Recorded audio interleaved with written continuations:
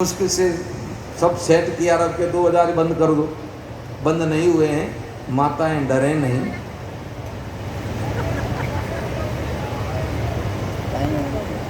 अब बैठ जाइए, आप नीचे जाइए।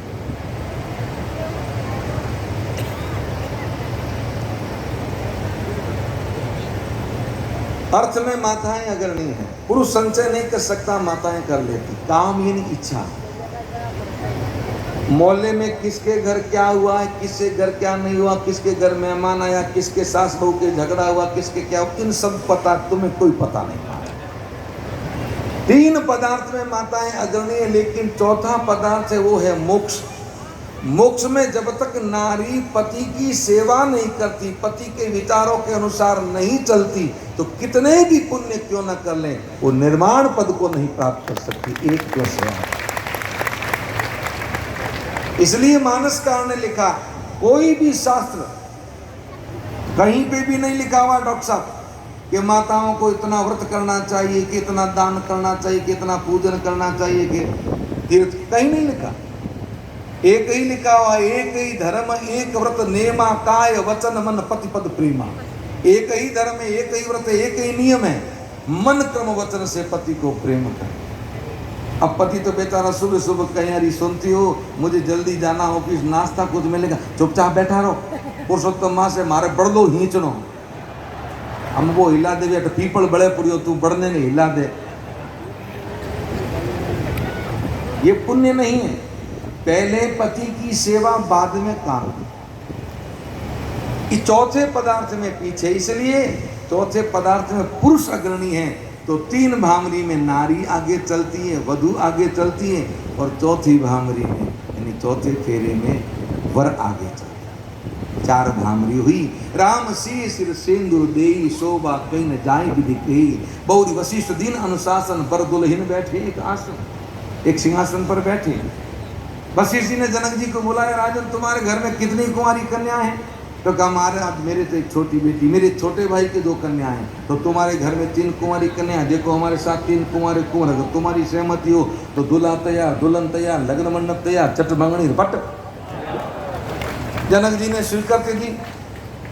छोटे भाई कुशध्वज की बड़ी कन्या जिसका नाम मांडवी, उनका भरत जी के संग। जनक जी की छोटी बेटी यानी सीता जी की छोटी बहन उर्मिला, उनका लक्ष्मण जी के संग। और कुशध्वज की छोटी कन्या जिसका नाम सुतकीर्ति, उनका शत्रुघ्न जी के संग विवाह निश्चित हुआ। तुलसी बाबा ने एक पंक्ति में, जस रघुवीर ब्याह विधि बरनी, सकल कुंवर ब्याहे ते ही करनी। जिस विधि से सीताराम जी का विवाह हुआ, उसी विधि से तीनों राजकुमार का विवाह हुआ। कहीं न जाए अति दायज भूरी, रहा कनक मणि मंडप पूरी। इतना दहेज दिया, पूरा लगन मंडप भर गया। दशरथ जी ने उसे जाचकों में बांटा, जो पीछे शेष रहा उसे रनिवास में भेजा। चारों दुल्हा दुल्हन को आंगन से विदाई हुई। दुल्हा को जनवासे में पहुंचा के दुल्हन को सखी लेके वापस निवास में आई है। पूज्य बाबा कहते हैं, पुण्य जीवनार भई बहु भांति। अब भोजन की तैयारी हुई। पटिए जनक बुलाए बराती। जनक जी ने बरातियों को बुलाया, तो दशरथ जी जैसे ही पाकशाला की तरफ चले, तो परत पावरे बसन अनुपा, सुतन समेत गवन क्यों भूपा। हमारे यहाँ संत आते हैं या कोई बड़ा आदमी आता है, तो हम उनके आगमन पे कोरे कपड़े बिछाते हैं। बसन कहते हैं वस्त्र को, पावरे यानी बिछाना। परत पावरे बसन अनुपा, सुतन समेत गवन क्यों भूपा। पुत्रों के साथ राम जी ने दशरथ जी ने आके पाकशाला पे पहुंचे, तो जनक जी पहले से वहां तैयार है। जनक जी ने सादर सबके चरण पखारे, सबके चरणों को धोया, और जथा जोग पीठन बैठा रहे, सबको यथा योग बिठाया। राम जी के चरणों को धोया। बहु राम पद पंकज धोए, जे हर हृदय कमल महु गोए। राम जी के चरणों को भी धोया, भाइयों के चरणों को धोया। सब भोजन करने बैठे, तो सबसे पहले सूप परोसा। सूप परोस के भोजन परोसा, तो दाल चावल परोसी। भोजन में सबसे पहले दाल भात। महाराज अभी अभी ये परंपरा हुई है भाई कि हमारे समाज में आज से 30 वर्ष पहले जिस दिन विवाह होता था, उस दिन दाल चावल और लापसी ही बनती थी। विवाह वाले दिन पूरी सब्जी रोटी कुछ नहीं, दाल चावल मीठे में लापसी।